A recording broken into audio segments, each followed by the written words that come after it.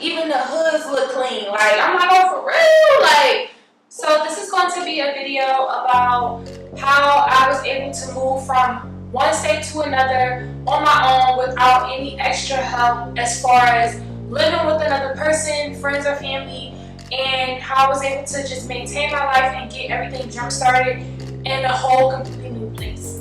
So if you're interested in that kind of video, then you can just keep on watching. So one of the first things that I did before I ended up leaving was determining where I wanted to go. So you need to do extensive research on figuring out where you want to go and why you want to go to those places.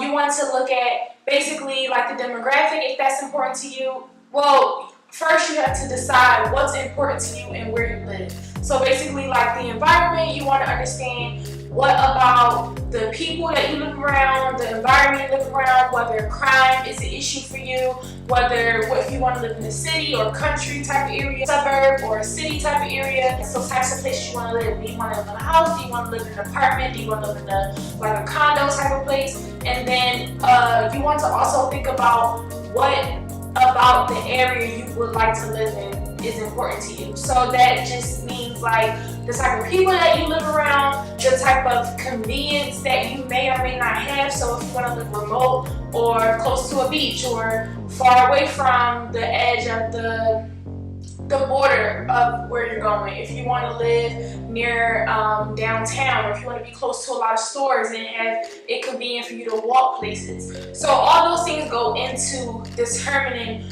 where you want to go. So because of that, I was like, okay, well, like I do want to live in a city. I don't want to go somewhere where it's like completely new. I was like, I want to go somewhere where it's different environment-wise, but also similar to what I'm used to and what I actually like. So I know for a fact that I did not want to live in a country type of area.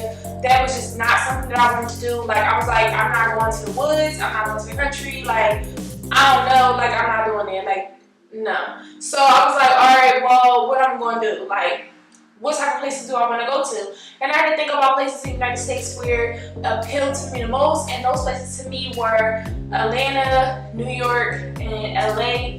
But LA kind of got scratched off pretty early just because of the high cost of living.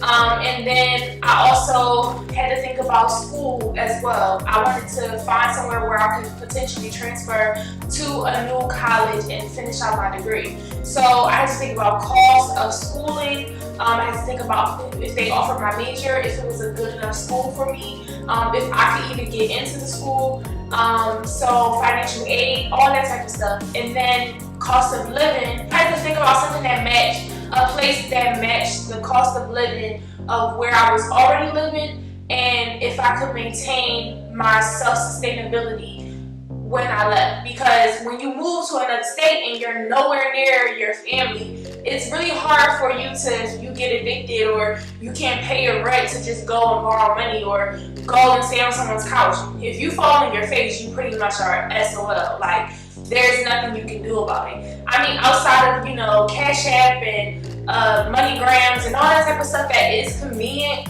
for the most part, you're there on your own. And then you want to think about if you can live by yourself anyway. I had already lived alone for a really long time, so I was okay living by myself and being comfortable by myself. If you're not comfortable by yourself, then you might as well just stay where you are, because if you feel like you're the type of person that's really codependent as far as like when you're bored, you want to go and travel to this person's house every day, you out the door, every day you either going out or, you know, going to see a family member every single day, you have to think about the fact that you're not going to be able to do those things anymore, not as easily as you were before anyway. So those are like the main things that I started to think about as I was leaving. So once I determined all of those things and took everything into consideration, I then narrowed down the different places that I wanted to go based on that basic criteria. So once I, you know, narrowed everything down, I ended up deciding my bases got smaller and smaller and smaller. So I was able to narrow things down to a point where everything just became really clear. So I thought about like different superficial things that I felt like I would need on a daily basis. And definitely this probably doesn't now important right now because you're like, okay, like I go to a supermarket. As long as this place has a supermarket, it's okay. As long as this place has, like other people around, it's okay. As long as like it's a nice place to live, it's okay. But you have to think about the things that matter to you where you live. Like, and it's stuff that you probably don't even think about. Like, I love to go to Target. So I was like, I can't go somewhere that don't have a Target. Like, what am I going to do with my life? And that probably sounds so dumb, but that's what I like to do. I had to find a place that had the quality of food and like quality of how I like to shop. So when I came to Texas, like for example, they don't have meat markets. They have butchers, and then they have like a deli style markets that include butchered meat. And then they have like the regular supermarket where you go and they have like the meat aisle or whatever. But in Philadelphia, there are a bunch of variety of places that do the same style of butchering but provide different needs. And I was so stuck in that way of how I shop and what I like my food to look like and just the quality of how I like it presented to me. I didn't think about any of that stuff. That didn't even cross my mind, but I wish I had, because I don't know if it would have basically told me not to move here, but I definitely would have took that in consideration because one, like the way you eat and how you live your life is very important. So stupid stuff like that is not so stupid when you think about it. So you have to think about what the pros and cons and how you outweigh what outweighs what.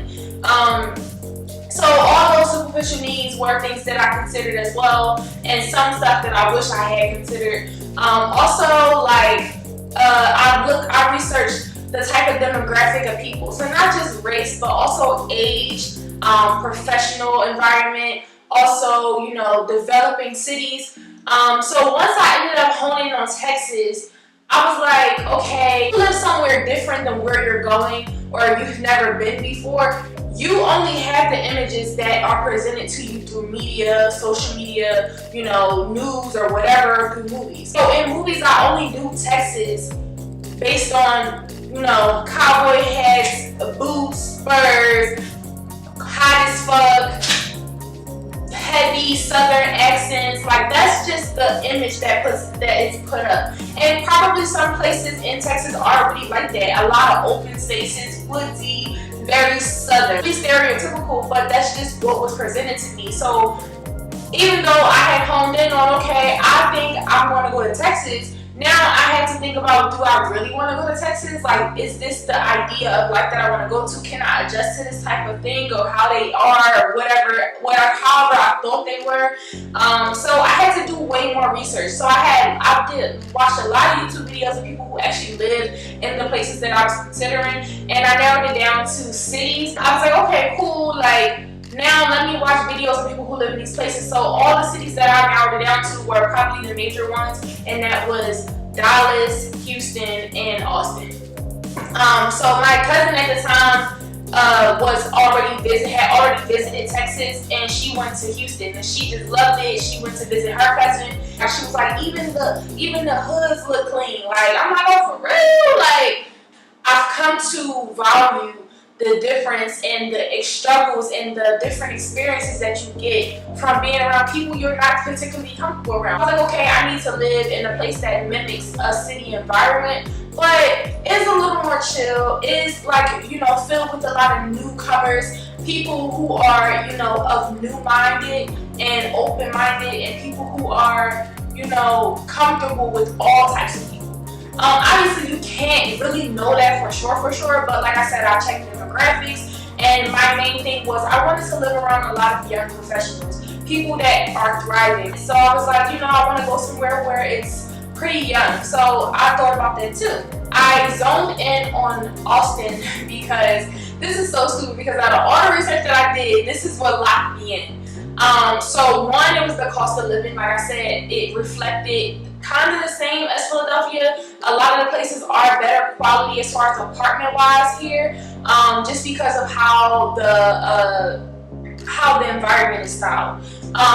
But what really got me, I watched this girl on YouTube, and basically she lives in Austin. She's from Austin. She moved to Dallas, and then she moved back to Austin, and she vlogs, showed her real life, and it was like, okay, that's the same kind of life that I already live now, but obviously I wanted a new beginning. So no matter where I went, it would have been a new beginning. That wasn't the issue. It was me still being able to keep the benefits of my quality of life that I like and, you know, applying it here. So I was like, Austin look lit. Like, and then I got here and it's definitely like a up and coming city. The things you want to do your research on, because if you are fortunate enough to be able to go and visit a place before you move, you want to make sure you're really, really, really like sure you want to go there. And that brings me to my next thing. When you go to another place, you want to make sure that it's a place you really, really want to go. So I came down here with my cousin. And the reason why I'm saying that is because I came down here with my cousin, she wanted to go to a different part of Texas and I wanted to come here. And I made sure I was very adamant about telling her, like, listen, we can still come visit each other. I don't want to live alone, but at the same time, I don't mind living alone. She could have lived with her cousin or with her son, and then, you know, been around her cousin, and then in Houston, and I could have just came to visit. She could have came to visit me. It would have been a nice dynamic, a change of pace, I think. But I guess she was a little nervous about, you know, starting anew alone, which is fine, but she didn't really want to come here. She wanted to move, she wanted a new beginning, but she didn't want to come to Austin. She wanted to go somewhere else. And that's what I mean. You need to make sure you want to go there, because when you get here, no matter how much you plan, nothing's going to go exactly the way you think it's going to go. I had booked jobs and, you know, set up interviews before I even came. And I had those interviews and landed those jobs like right away. And then she was able to walk into places and get jobs. And that was easy. But then she was bored. Her son was bored. Like, they didn't want to come here. They didn't have anybody to, you know, go visit and see. And they didn't have anybody that they could, you know, chill with and talk to face to face. I'm a very isolated person just in general because of my upbringing and just my sign in general. Like, I'm okay with being alone. Like, I'm the most interesting person I know, and I'm saying that very humbly. Like, I don't like people. I'm not really the type of person that needs to be around other people in order to have fun, in order to be comfortable, in order to, you know, be entertained. I can entertain myself. I'm just really not that kind of person that needs external entertainment. But anyway, my point is about making sure you want to go to these places or that place that you end up at. If you're not rich, you can't just leave. It's going to be hard for you to leave, especially if you done signed the lease and you done moved in and you done started a job. You got to start all the way back over, especially if you go back home. And you're going to want to go back home when things don't go your way, when you hit those hard spots where, you know, you might not get this job, or, you know, you don't know if you're going to be able to pay for this, or something stupid happens and you don't have the money to do what you need to do, or it's not as easy for you to get in touch with a family member, or some things can just happen when you live alone and when you're far away, disconnected from your family. Before you leave, you want to make sure you're going to the place you really want to go. You want to make sure you're leaving because you want to leave, not because you're going with another person, not because, you know, if you think you might want to go. You got to be sure, because as soon as you hit those obstacles, you're going to want to give up and you're going to end up going home, and everybody will be like, oh damn, I what happened to your new life, and blah blah blah. Like, that's the thing. If you need to be sure of what you're doing. And sometimes, like, that can cause a lot of issues for you, because my cousin left and I allowed her to leave and be okay for leaving. Like, we had a lease agreement. If she had left and then I didn't sign a paper saying, like, you know, it's okay for her to not be accountable, she wouldn't have been able to rent another place when she goes back home, or those things could have been trouble for her. And those are the type of things that you have to think about. And also that leads me to my next thing. Make sure you can afford where you're going. Once you get to the place, go and look for apartments, houses, or whatever, even if you have a roommate. Especially if you have a roommate, make sure you can afford that rent by yourself. You don't want to budget your rent that you're accepting based on this other person. You want to make sure you can afford all the utilities, all the rent on your own, because that happened to me. Like, short story, we had a falling out. She didn't want to really be here in the first place. So when things just didn't go her way, she was able to leave. But now I'm taking care of her lease. I had to live in this nice ass luxury apartment that I could barely afford. And even though I could afford it with my paychecks, I ended up living paycheck to paycheck to paycheck. And that was the life that I had in Philadelphia. And I was like, I told myself, this is not the life that I wanted. And I was miserable and I was burdened and I was consumed because now I have this car that I need, like, because I can't catch the bus here. This is not the type of place where they have an extensive transportation system. So I had to think about all those things that, like, and then like the rent, I had to pay that, and I was liable for that. And even if I didn't sign a paper that said she could leave, I still would have been liable for it because she gone. I'm the only one still living here, and I can't leave because I can't break my lease, and now I'm going to move somewhere else. Like, it just was a lot. I was never able to save. I was never able to pocket any money or do anything that I really, really wanted to do because even though I was making more money in this new place, I was spending all of it on bills yet again, and that is how you get stuck in that cycle. So you want to make sure that you're planning for the things that you don't know you should plan for, if that makes sense. Finding jobs. So if you are a type of person who has a regular 9-to-5 job and you want to move to another state, one of the easiest ways to land a job or to make sure that you are secured, at least when you first get to the new place, is once you realize where you want to go, see if your job offers that same job in that same state, in that different state. So some companies are national, and some are international. They have other offices. You can transfer your job and go to a new job and work that same job. You probably make a better wage, maybe go down the wage. It depends on, you probably can negotiate based on your experience, type of things that you do. And if you work at McDonald's in Philadelphia, there are McDonald's here. You can let your manager know, like, listen, I'm moving, this is such this date. Can you help with this process? What do I need to do? Apply for those jobs here in that area. Then you'll tell them, okay, I'll be in town this day. This is when I plan on being here. Then you go on these interviews. As far as money goes as well, you want to save money. I did not save money. So poor people get income tax.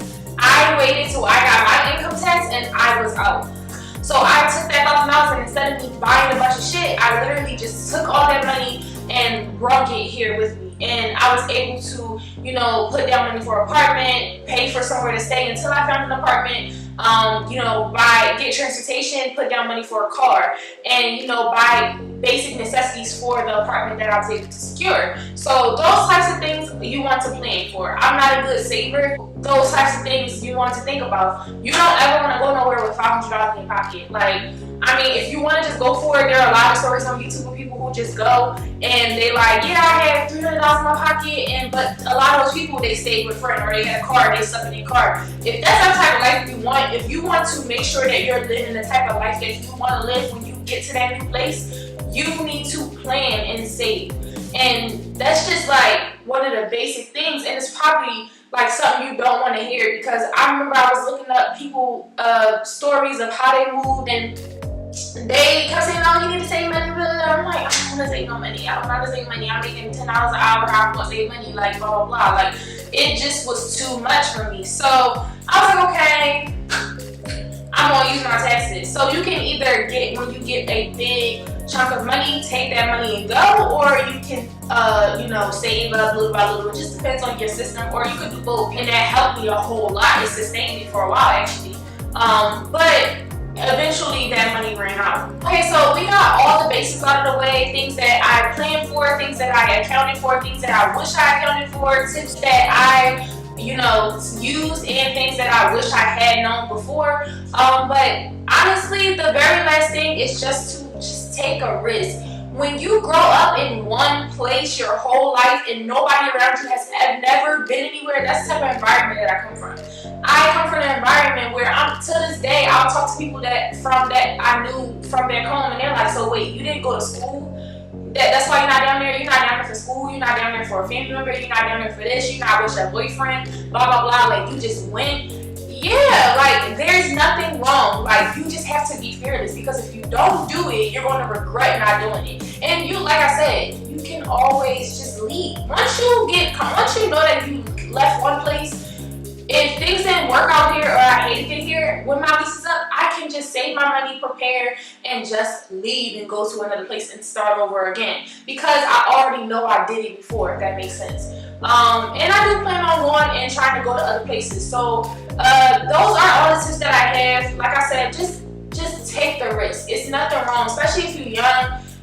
You need to live a little. You need to go out and truly like live independently. Like there's nothing like, you know, being able to take care of yourself, being able to do the things that you want to do when you want to do them, and just living the life that you really feel like you should live.